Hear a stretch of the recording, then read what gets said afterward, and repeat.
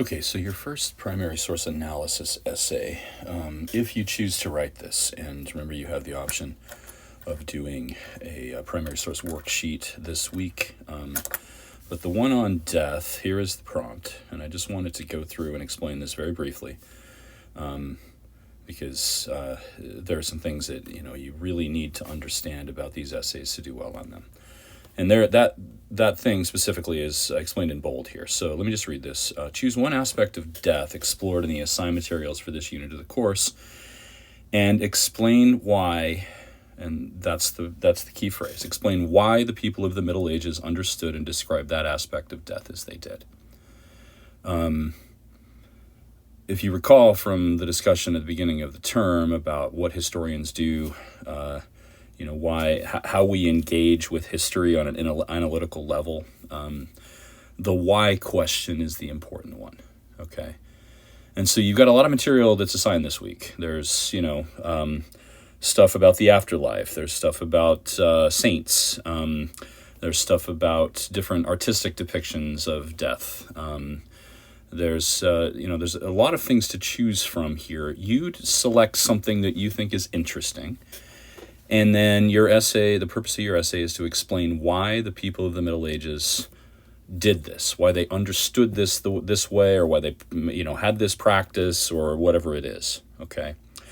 Now, the nuts and bolts of this, you must employ evidence from at least 2 assigned sources. You may use more than 2.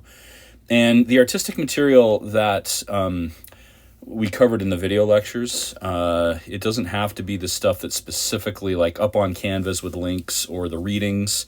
You can use one of the statues, for instance, that I talked about, or some of the other artistic programs. There were some frescoes and some paintings and things like that, right? So that's all fair game for sources. You need at least 2 sources.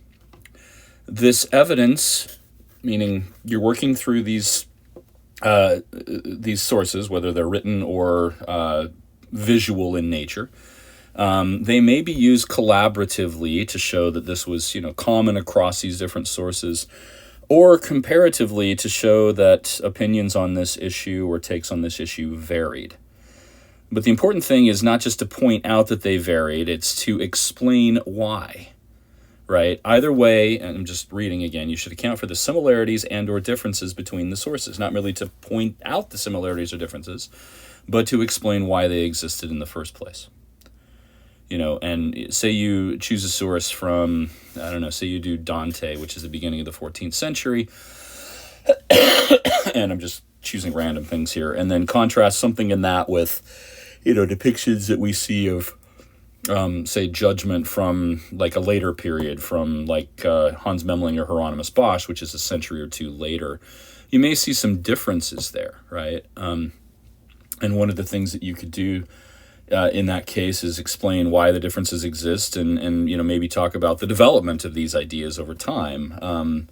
So you can show kind of cause and effect, or change in continuity, these main kind of issues that historians work on, right? Think in those terms. What remains the same? What changes? Why does it remain the same? Why does it change? And so forth and so on. And then what prompted the change? What are the causes of the changes that you see, or what potentially are the causes of these things remaining fairly consistent over time? So to provide a plausible explanation about medieval attitudes, it will be necessary, 1, to provide a close analytical reading of your chosen sources in light of your claim. So you need to have an argument here. The argument is the answer to the why question. And make sure that's stated clearly in the essay, in the introductory section of your paper specifically, right? And so you got that claim. Make sure that the claim or the thesis is driving the essay, that you're not just kind of talking randomly about things, but you're trying actively to demonstrate a specific point. And then number 2, to link the source evidence with the historical context from which it arose. And so if you're trying to explain these things, you can't just talk about them as if they existed in a vacuum. You've got to talk about the context.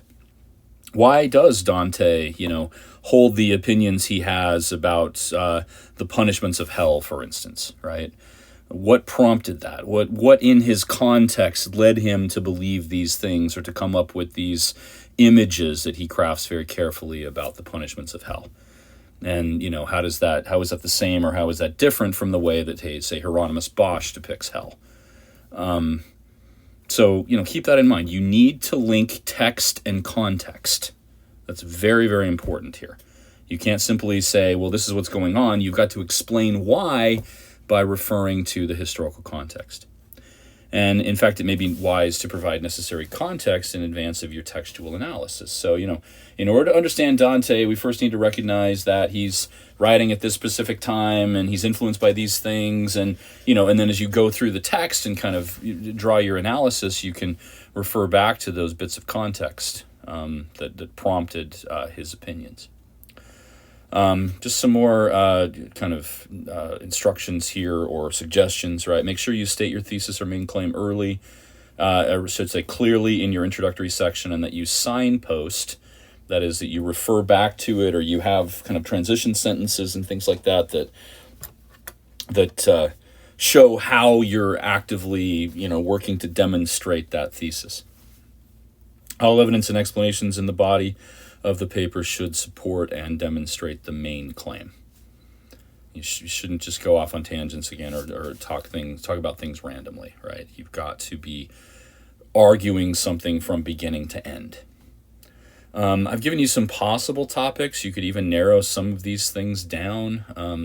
The relationship between religious beliefs and death is a very broad category, right? So I would encourage you to think more specifically about that.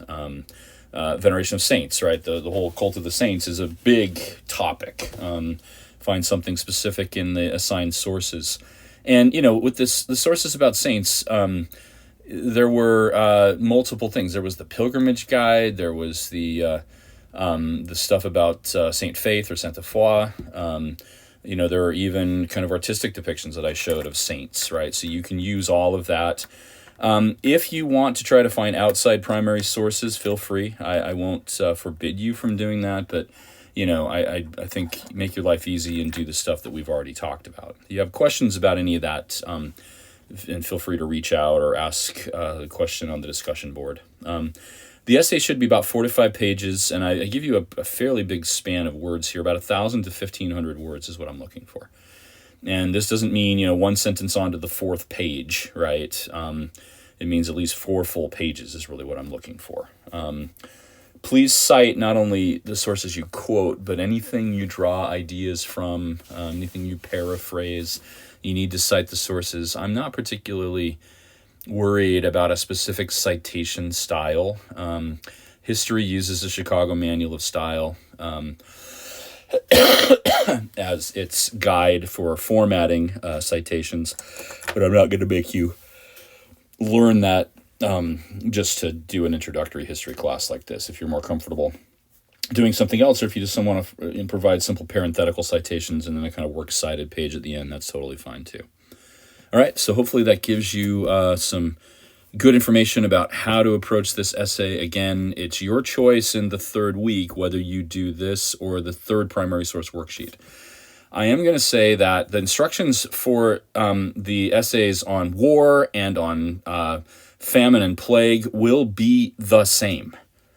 There will be different possible topics, but it's going to be the same. You're going to be explaining why these things existed, okay?